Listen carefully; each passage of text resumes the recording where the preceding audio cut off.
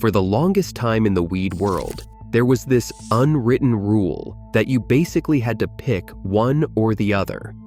You could have weed that knocked you straight out with crazy high THC, or you could have weed that tasted amazing, but getting both in the same bud was almost unheard of. The really strong stuff was usually harsh and gassy, and the really tasty stuff was usually kind of weak. So when a strain came along that smelled like a literal fruit smoothie, but also tested as one of the strongest strains on the entire planet, it kind of broke people's brains. This is the story of strawberry banana, also known as Strawnana. Now, the first thing you should know is that this strain wasn't the work of just one person in a basement. It was more like a team-up between some of the biggest names in the game. The brand that put it out is called Reserva Privada, which is the West Coast American branch of a legendary company called DNA Genetics. And DNA itself has a cool backstory, because it was started by two guys from California who actually moved all the way to Amsterdam so they could breed weed legally, back when doing it in the States could get you locked up way before Proposition 215. So right away, you're dealing with serious, respected breeders who knew exactly what they were doing. But they didn't do it alone. And this is where the team-up really comes together. Because to make strawberry banana, DNA linked up with two other heavy hitters. They got the banana side of the family from a respected California grower called Crockett Family Farms, and they got the fruity candy side from a famous Amsterdam company called Serious Seeds. The story goes that one of the breeders working with DNA Genetics, a guy they only ever call the Guru, got his hands on a bubblegum plant that was absolutely caked in frosty white crystals, the resin that carries all the potency, and he knew right away he had to cross it with something special. But I should be honest and tell you guys right now that nobody actually knows who this Guru guy really is. His name was never made public, but he teamed up with Crockett, and together they created strawberry banana. So let us talk about what they actually crossed, because the parents explain everything about how this strain turned out. On one side, you have banana Kush, which carries the genetics of the famous OG Kush, the legendary strain created by Josh D in LA back in 1996. So that is where Strawnana gets its serious power and its thick coating of resin from. Plus, it also got a little hint of tropical banana.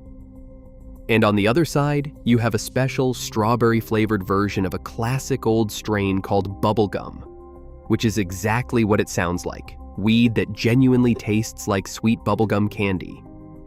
So you take the powerful, resinous banana plant and mix it with that sweet, fruity bubblegum plant, and you get the best of both worlds. Big potency and big flavor all in one. And that potency is really the headline here, because strawberry banana didn't just get you high, it got recognized as one of the strongest strains on Earth, and I mean that literally. The magazine High Times runs this famous list every year called the strongest strains on Earth, and strawberry banana didn't just make it once, it kept climbing year after year. It showed up in 2014 testing at 22% THC.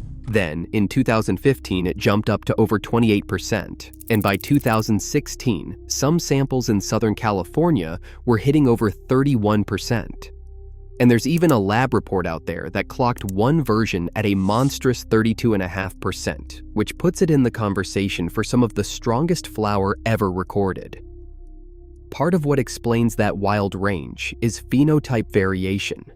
Different phenotypes of the same strain can express wildly different THC levels depending on how they're grown, which is why you'll see everything from 17% all the way up to 32%. But I want to be real with you for a second, because that is the record-setting stuff, not the everyday stuff. Those crazy 30% numbers were the absolute best samples grown under perfect conditions. The regular strawberry banana you would actually find at a dispensary usually tests more in the high teens to low 20s, which is still strong, just not record-breaking. And honestly, the real secret to its power is not even the flower, it is that resin we talked about. Those tiny crystal structures covering the bud are called trichomes, and strawberry banana produces them in ridiculous amounts. That's exactly why this strain became a favorite for making concentrates. Things like BHO, live resin, and rosin, those super potent extracts where the strength really goes through the roof.